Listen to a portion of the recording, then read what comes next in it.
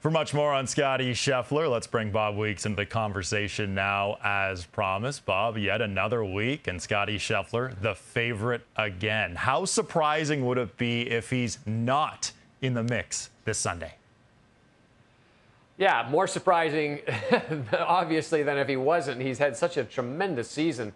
It's hard to kind of wrap your head around it. We saw that big sting, and he's won in 6 tournaments, a major at the Masters, the Players' Championship, which is as good as a major, and then 4 signature events. So 6 times this year he has come out on top in what is arguably the best field in golf that week.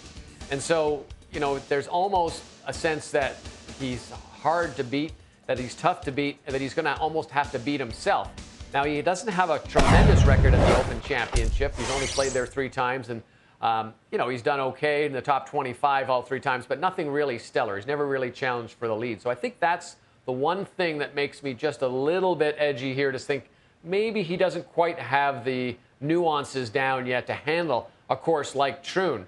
But it's going to be fun to watch him and see what he does. And he's just got to be dripping with confidence, and let alone his bank account. You talked about those 28 different categories. One of them is money. He's won $27 million in 1 year. I mean, that's almost ridiculous.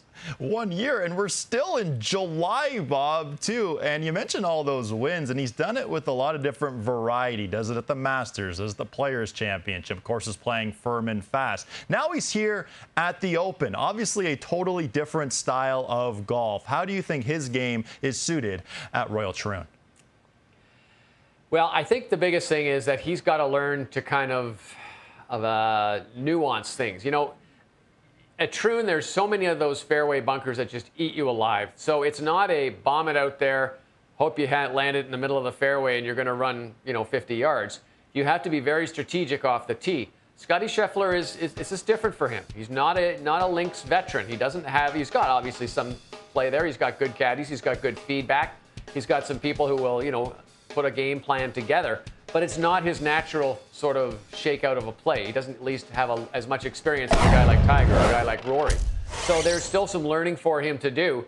The thing is, if his caddy says, okay, I want you to hit this kind of shot, I think Scottie can hit that kind of shot. It's just about maybe how he handles some of the bad breaks that every player gets in there, and some of those, sod wall bunkers, and how do you play out and how do you recover from those things. But it's going to be really, really interesting to watch him and see what he does on this golf course. And for Scheffler, his best finish at the Open is a T8 back in 2021.